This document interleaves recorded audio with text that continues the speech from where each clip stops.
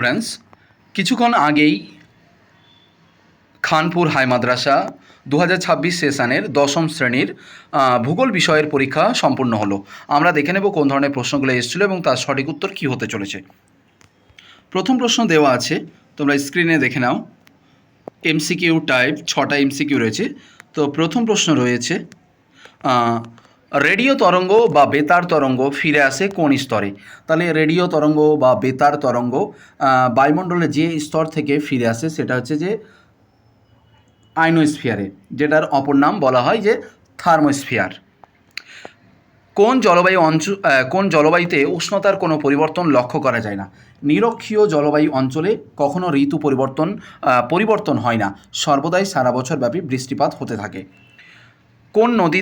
নিম্নলিখিত কোন নদীতে বান ডাকে? এটা হবে হুগলি নদীতে বান ডাকে বা বান ডাকা হয় অথবা জোয়ার ভাটা দেখা যায়। এবারে 4 নম্বর এমসিকিউ এর প্রশ্ন, কোন মহাসাগরে ঋতু পরিবর্তনের সাথে সমুদ্র স্রোতের 180 ডিগ্রি পরিবর্তন ঘটে? ভারত মহাসাগর।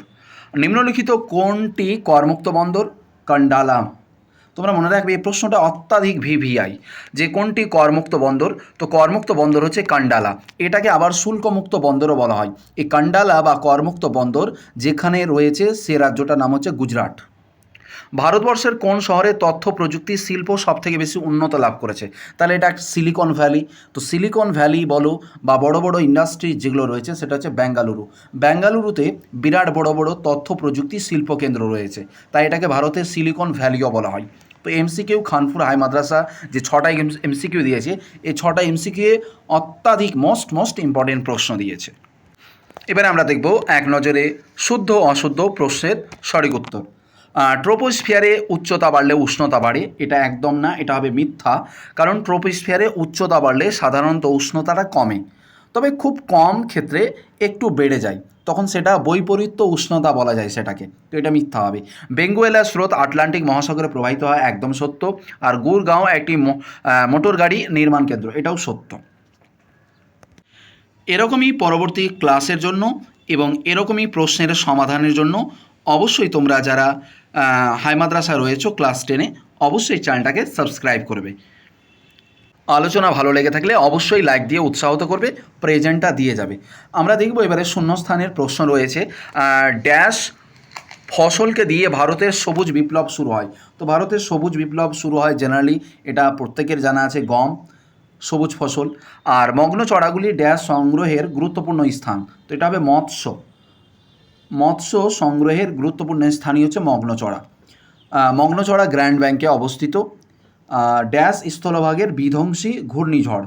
এটা সঠিক উত্তর হবে টর্নেডো। টর্নেডো হচ্ছে স্থলভাগের বিধ্বংসী ঘূর্ণিঝড়।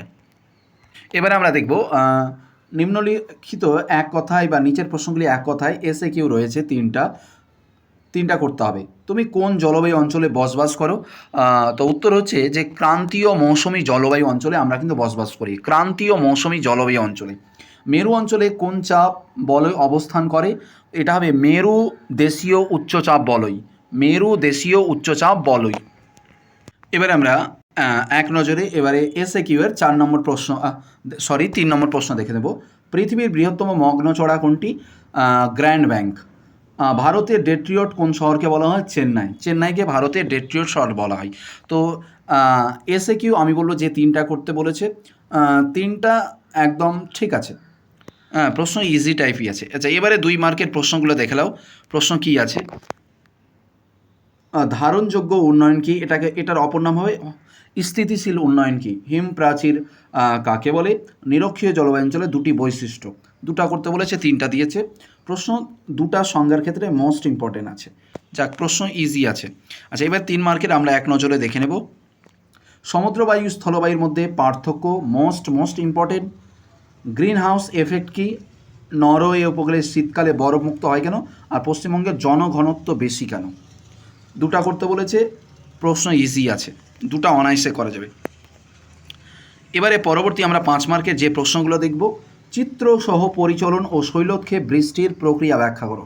এই প্রশ্নটা 2027 হাই মাদ্রাসার মাধ্যমিকের জন্য খুব ইম্পর্টেন্ট।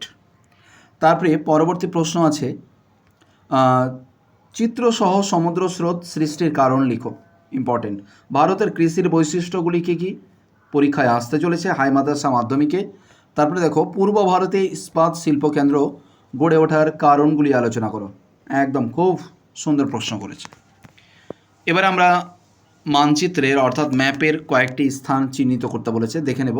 শিবালিক পর্বত, কচ্ছের রণ, নর্মদা নদী, সম্বর হ্রদ, এটি চা উৎপাদক অঞ্চল, এটা 2027-এর জন্য খুব ইম্পর্টেন্ট। তারপরে দিয়েছি হলদিয়া তৈল শোধনাগর, পশ্চিমবঙ্গের একটি তথ্য প্রযুক্তি শিল্প কেন্দ্র। এই ছিল খানপুর হাই মাদ্রাসা দশম শ্রেণী 2026 সেকেন্ড সামেটিভ জিওগ্রাফির প্রশ্ন, তার সঙ্গে 100% সঠিক উত্তর। প্রশ্ন লেভেল খুব ভালো হয়েছে।